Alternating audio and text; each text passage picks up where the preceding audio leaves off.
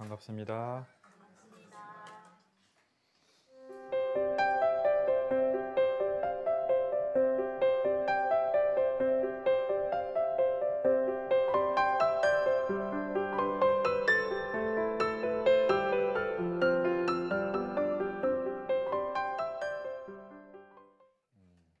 우리 교도님들은 특신급 하면 어떤 단어가 가장 먼저 떠오르세요?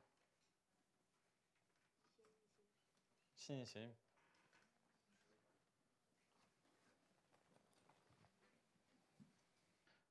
정전 수행편 진행 사조에서 신이란 믿음을 이름이니 만사를 이루려 할 때 마음을 정하는 원동력이라고 했습니다. 그러니까 이 신이 없으면은 원동력이 없으니까 일이 만사가 이루어지지 않는 거죠. 신에서 시작하는 거죠. 그리고 대종경 신성품 7장에는 이렇게 되어 있습니다. 신은 곧 법을 담는 그릇이며 모든 의도를 해결하는 원동력이며 모든 계율을 지키는 근본이 된다.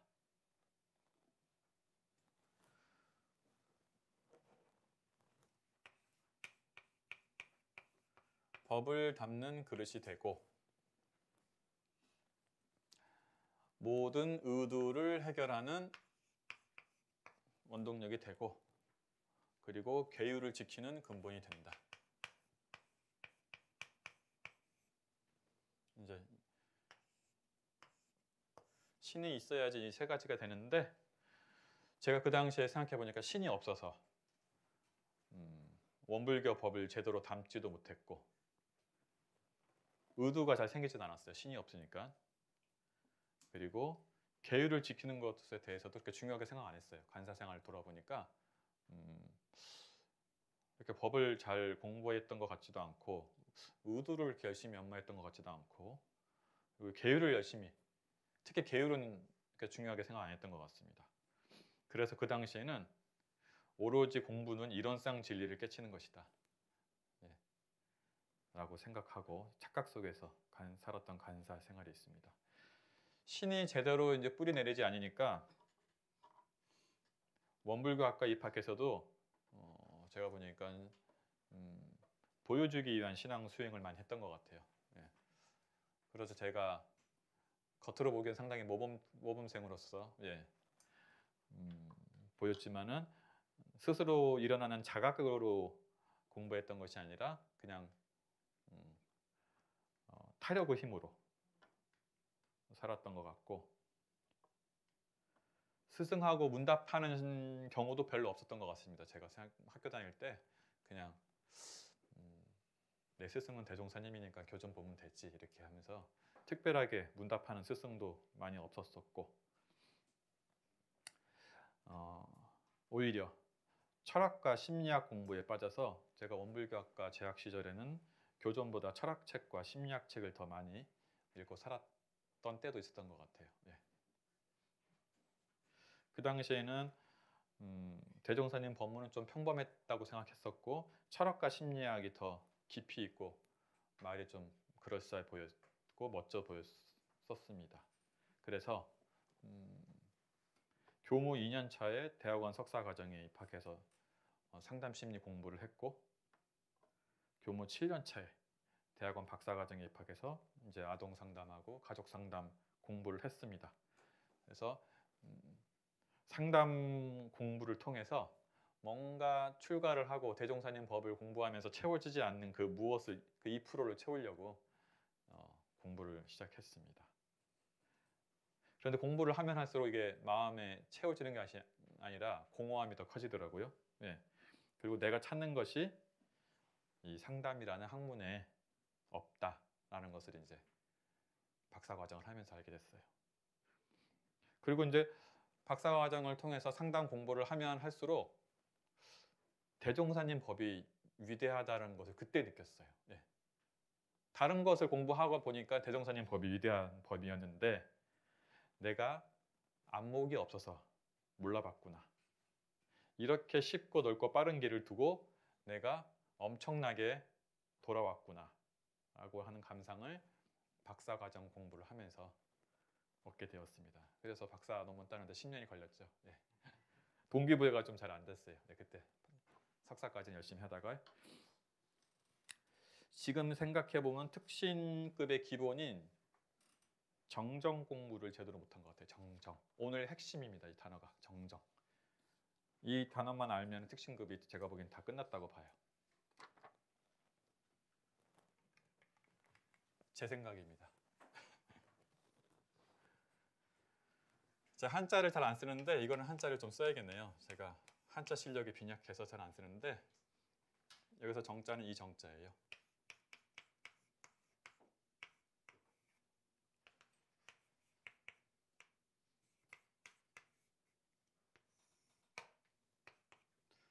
특신급의 핵심은 정정이에요. 정정.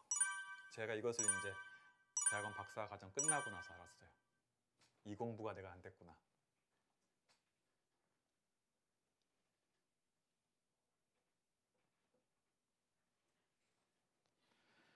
대산종사께서는 우리의 특신급이 정정이다 라고 그렇게 말씀하셨어요. 정정.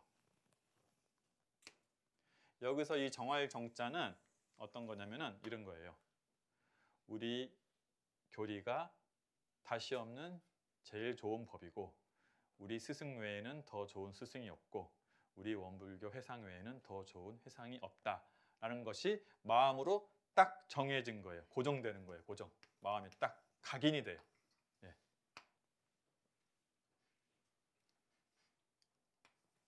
이게 제가 안 됐어요. 예. 이 정의. 제가 이 정이 안 된 상태에서 이 정을 찾았습니다. 이 정이 안 된 상태에서 고요정 공부를 한 거예요. 고요할 정자. 이 고요할 정자는 뭐냐면은 이 정자는 뿌리를 박는 거예요. 뿌리. 신의 뿌리를 박는 거예요. 정. 그래서 정자 이게 이제 정할 정자잖아요. 정. 딱 흔들리지 않고 있는 게 그 정자예요. 예. 뿌리를 박는 거고 이것은 이 정자는 고요할 정자잖아요.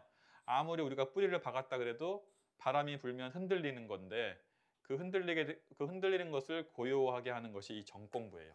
근데 제가 순서가 틀렸어요. 저는 이걸 먼저 했어요. 고요함을 찾았어요.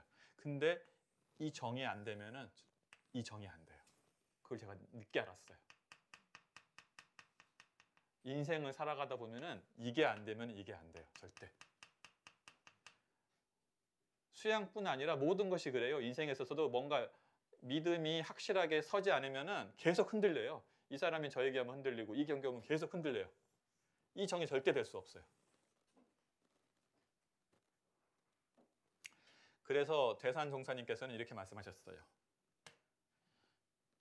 이 정할 정자가 수양 공부의 3분의 2를 차지한다. 근데 저는 이걸 먼저 한 거죠. 이게 되면은 이게 편하게 되거든요. 마음이 정해지면은 쉽게 고요해지는데 마음이 정해지지 않은 상태에서 고요를 찾으려니까 잘 안 되죠. 계속 힘들어지죠. 이 이치를 몰라서 제가 많은 시간을 허비하고 많은 시간을 뺑뺑 돌았어요. 마음이 정해지지 않은 상태에서 이제 고요함을 찾으려고 해서 특신급에서 모든 사업이나 생각이나 신앙이나 정성이 다른 세상에 흐르지 않는 급이 특신급인데 이 정할 정자 공부가 되지 않으니까 정할 정자 공부가 제가 안 되니까 저의 생각이나 정성이 다른 세상으로 흘러가는 거죠. 정자가 안 되니까. 그럼 다른 세상으로 흘러가면 어떻게 됐어요? 잡념이 많아지죠. 경계가 많아지고. 경계에 흔들리지 않는 것도 중요하지만은 더 근본적인 공부는 경계가 아예 안 생기는 환경을 만드는 게 더 중요하죠. 근데 정이 안 되면은 경계가 많은 환경으로 내가 들어가는 거예요. 자꾸만 경계를 스스로 생산해내게 돼요. 이 정자가 안 되면.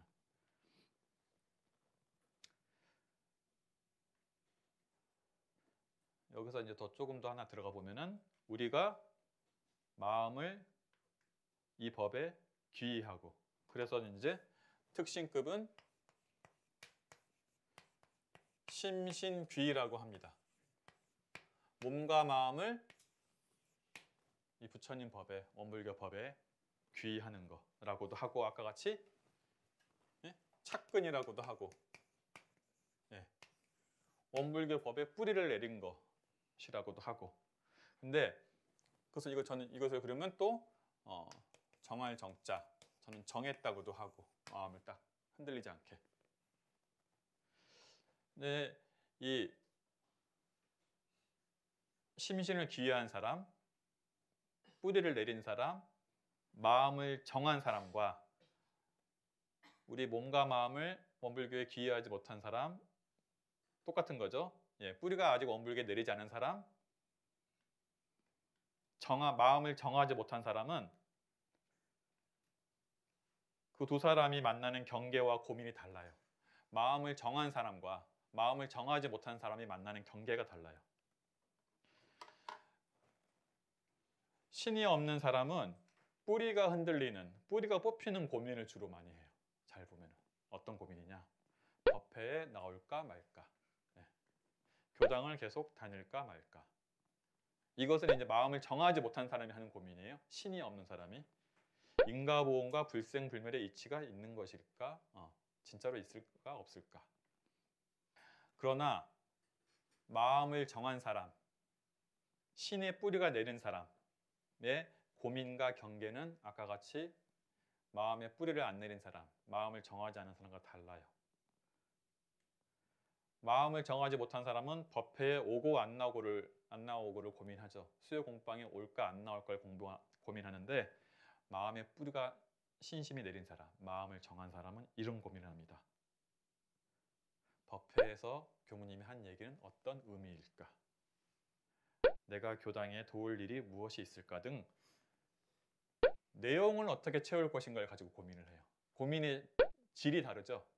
신의 뿌리가 안 내린 사람은 법회에 올 것이냐 말 것이냐를 가지고 고민을 하고, 교당을 다닐 것이냐 말 것이냐 가지고 고민할 때, 신의 뿌리가 내린 사람은 법회에 와서 무엇을 얻어갈 것이냐를 가지고 고민을 하는 거예요. 내용을 채우기 위한 고민을 하고 있는 거죠. 앞에 사람은 시작도 안 한 것이고. 그리고 신의 뿌리가 내린 사람은, 마음을 정한 사람은 고민거리가 적어요. 왜 적을까요? 우리가 보면 신심이 깊으신 분은 고민이 적어요. 생활이 단순해요. 왜 그러냐면은 신의 뿌리가 내린 사람, 마음이 정한 사람은 하고 안 하고에 고민을 하지 않아요. 할 것이냐 말 것이냐 가지고 고민하진 않아요. 어떻게 하면 잘할 것이냐 가지고 고민을 해요. 그리고 왜 나는 잘 안 되지를 고민해요.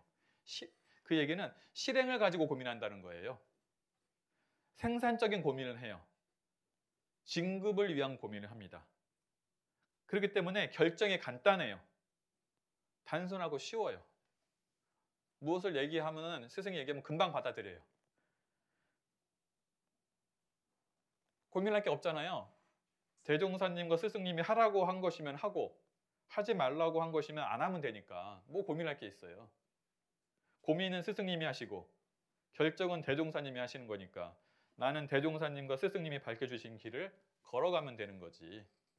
그것이 특신이에요. 고민의 종류와 질이 다르죠. 그러나 신이 없는 사람, 마음을 정하지 못한 사람은 고민이 많아요. 마음이 정해지지 않으니까 경계마다 할까 말까를 고민해요. 예. 우리가 이제 뭐 스승이 뭐 하자 그러면 또 고민을 해요. 뭐 얘기 하나 꺼낼 때마다 고민을 해. 할까 말까. 뭘 한번 해보자 그러면 그때도 고민을 해요. 마음이 늘 불안해. 안정이 안 됐어. 사심과 의심이 많아. 그러니까 마음속에 번뇌가 많아. 무엇인가를 할 때 이유가 많아. 핑계가 많아요. 그리고 계산하고 따질 것이 많기 때문에 결정하는 데 시간이 오래 걸려요. 결정은 대종사님이 하라면 하고 하지 말라면 안 하면 되는 거잖아요. 하고 안 하고는 이미 정해져 있어요. 어떻게 하냐, 어떻게 잘할 것이냐를 고민하면 되는데 하고 안 하고를 가지고 고민하고 있어요. 그리고 어떤 일을 시작하고도 자꾸 뒤를 돌아봐요. 뒤를 계속 돌아봐요. 앞에 보고 가야 되는데. 그러니까 이제 평소에 내가 고민이 많고 결정할 일이 많다는 것은 마음이 정해지지 않은 거예요. 꼭 이 대종사님 법을 떠나서. 뭔가 마음이 정해지지 않으니까 케이스마다, 경계마다, 상황마다 고민을 하는 거예요. 원칙이 있는 사람들은, 신이 있는 사람들은 고민할 게 별로 없어요. 거기에 대입만 하면 되는 건데 고민할 게 뭐가 있어요. 특별하게. 예. 법회에 나올 거 가지고 고민할 게 뭐가 있어요? 나오라 지금 나오는 거고 수양하라고 했으면 하는 거지. 그걸 내가 왜 해야 되는지 가지고 고민하지는 않죠. 그래서 내가 특신급인지 아닌지 살펴보려면 나는 원불교를 다니면서 어떤 고민을 하고 살아가는지를 보면 돼요. 52세의 늦은 나이에 전무 출신을 서원한 유허일 선지님이 계세요. 들어보셨어요? 대종경에도 많이 나오는데. 이분이 영광에서 아주 유명한 한학자였습니다. 그리고 재단법인 원불교의 초대 이사장이셨고 수의단을 역임하시고 교정원장도 하시는 원불교에서 상당히 명망이 있는 분이셨죠. 대종사님도 상당히 신뢰하셨던 분이고, 근데 이분이 52세 출가를 하셨잖아요. 그리고 중학교 선생님도 하시고 독립운동도 하셔서 상당히 유명하신 분이었고, 이분이 원불교 왔을 때 사람들이 상당히 이제 명망 있는 분이 원불교 왔다고 해서 원불교에 큰 도움을 주신 분이죠. 어렸을 때 이미 사사상경을 다 뛰셨고 7세가 되기 전에 이분이 원불교에서 강연을 했어요. 대종사님은 다 똑같이 평등하게 강연을 시키잖아요. 근데 이제 만점이 12갑인데 이분이 1갑을 받았어요. 1갑을 받게 돼서 대종사님께 제 강연이, 그때 이제 여성분들도 강연했어요. 그때 이제 이 여성분들 비하하는 것이 아니라 이분 입장에서는 어린 여자들보다는 자기가 훨씬 잘했을 거라고 생각하셨을 거 아니에요. 그래서 제가 제 강연이 6갑을 받은 젊은 아가씨들보다도 내가 강연이 못한 겁니까? 라고 서원함을 말씀드렸어요. 본인은 학문의 대가시니까 한하게. 그리고 선생님도 하셨고. 그때 대종사님께서 무슨 말씀 하셨을까요?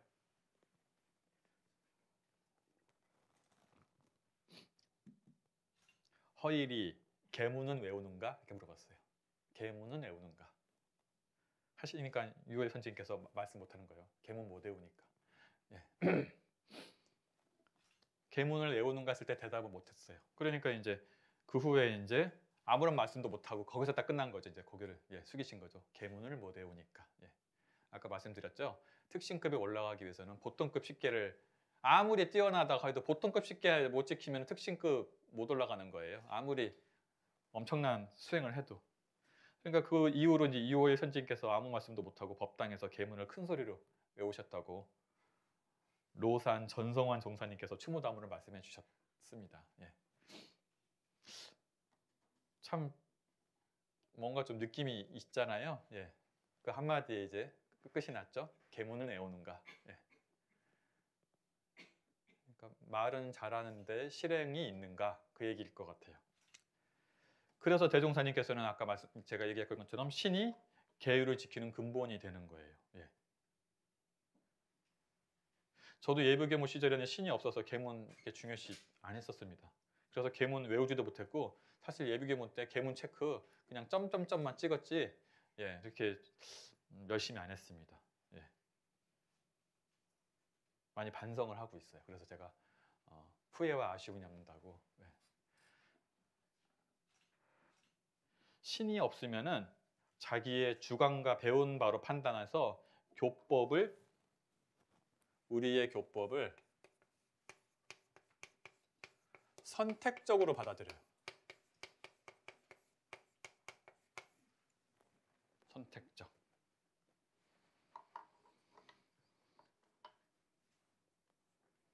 교법을 선택적으로 받아들인다는 것은 정말로 위험한 일입니다. 그러한 사람은 절대로 특신급에 오를 수 없습니다. 제가 그랬잖아요.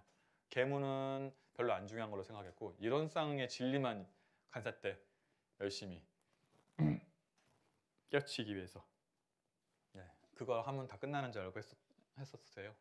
저는 신이 없어가지고 학교 다닐 때는 교법을 선택적으로 받아들였습니다. 근데 그런 사람들이 꽤 있어요. 인과는 방편이라고 생각해서 안 믿는 사람도 있고 진짜로 또 내생이 있을 것인가 생각하는 사람도 있고, 그것은 이제 교리를 선택적으로 받아들이는 거죠. 특신이 아닙니다. 그러면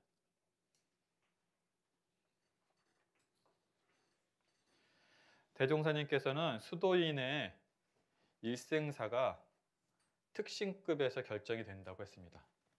무슨 뜻일까요? 수도인의 일생사가 특신급에서 결정된다. 일생사라고 하는 것은 일생의 법기와 인격의 판국을 의미해요. 예. 일생사라는 것은 말한다고 얘기해 보면 그냥 그 사람의 그릇을 말하는 거예요. 그러니까 수도인의 일생사가 특신급에서 결정된다는 것은 수도인의 그릇이 특신급에서 결정이 돼요. 저 사람이 어디까지 올라갈 사람인지, 법과 학문에서 끝날 사람인지, 대강열애까지 갈 사람인지가 특신급에서 결정이 납니다. 그래서 특신급에서 아까 우리 현정교보 얘기했죠. 여우 새끼가 될지 사자 새끼가 될지 판가름이 납니다.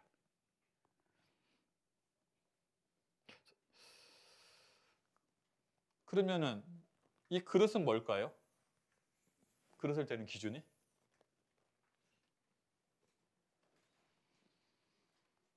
이 그릇을 만드는 재료는 대종사님께서는 신심과 서원, 네, 우리가 귀에 못이 박히게 하는 거, 신과 원이에요. 네, 이것이 그 사람의 그릇이에요. 우리 원불교에서 가장 그릇이 큰 분은 누구셨죠? 정산종사님,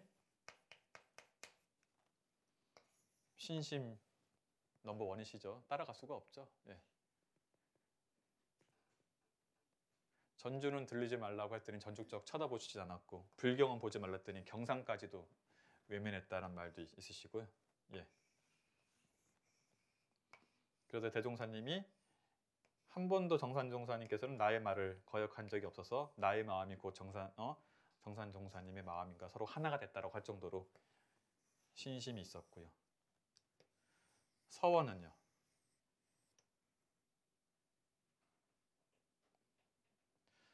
서원은 이제 보면은 저거예요. 우리 교도님들이 조속 신고 때 내가 어떻게 신고를 모시냐 보면 알아요. 네. 그래서 이제 우리 신심 넘버원은 정산종사님, 서원 넘버원은 정산종사님이지만은 우리 정산종사님의 동생인 주산 성도성 종사님께서는 16세에 출가를 하시면서 이런 서원을 출가시를 올렸습니다.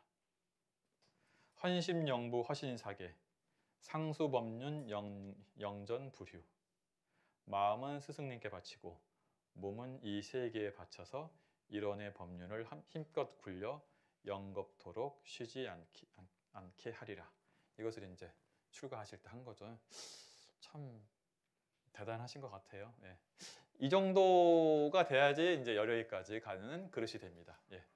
예. 지금 제가 말씀드린 것이 열애판을 말씀드린 거예요. 예. 신심은 하나가 되는 신심, 스승과. 예. 그리고 서원은 우리 가정을 벗어나서, 우리 교당을 벗어나서, 우리 원불교를 벗어나서 전 세계가 함께 잘 살 수 있는 서원. 이 두 가지가 이제 되면은 그 그릇이 대강열애의 그릇이 되는 거죠. 그게 언제 형성이 되냐? 특신급에. 특신급을 이신 분들, 그 특신급 지나온 분도 계시잖아요. 그러면 다시 한번 돌아가시면 돼요. 네. 다시 서원을 세우시면 됩니다. 제가 그래서 아쉬움과 후회란 단어를 말씀드렸잖아요. 3년 전부터 다시 특신급으로 저는 돌아가서 네. 특신급에 대한, 특신에 대한 공부를 다시 하고 있습니다. 그래서 첫 번째 저는 마음을 정했습니다. 예. 그리고 나서 예. 신심과 서원을 키웠습니다. 예. 이렇게 이제 이게 되고 나서 이제 그 특신급을 넘어가면 될 것 같아요. 저는 아직 이게 안 돼서 마음을 정하는데 시간이 상당히 오래 걸리더라고요. 예. 이걸 하고 나면은 사심 잡념이 많이 사라져요. 경계가 많이 없어져요. 예. 그러니까 경계를 내가 어떻게 이길 생각을 하지 말고 아까 같이 마음을 정해서 경계 자체가 많이 없어지는, 예. 많이 만들어지지 않는. 그리고 이 마음을 정하게 되면은 작은 경계는 경계가 아니게 돼요. 아까 같이 사자나 범을 잡으러 가는 사람은 예, 토끼나 꿩을 보고 함부로 동하지 않잖아요. 그러니까 토끼나 꿩이 경계가 안 되는 거예요. 예. 서원이 크고 신심이 장한 분들은 웬만한 것은 경계가 안 되죠. 예. 법회 나오고 안 나오고 수요 공법 나오고 안 나오고 그거는 경계도 아니에요. 그런 것은 예. 어떻게 하면은 더 진급할지를 가지고 고민하지 내용을 채우기 위해서 고민하지 형식을 만들기 위해서 고민하지는 않아요. 그래서 특신급이 법의 그릇을 만드는 시기니까 우리가 뭐 법위가 올라가는 게 다 좋은 것은 아니잖아요.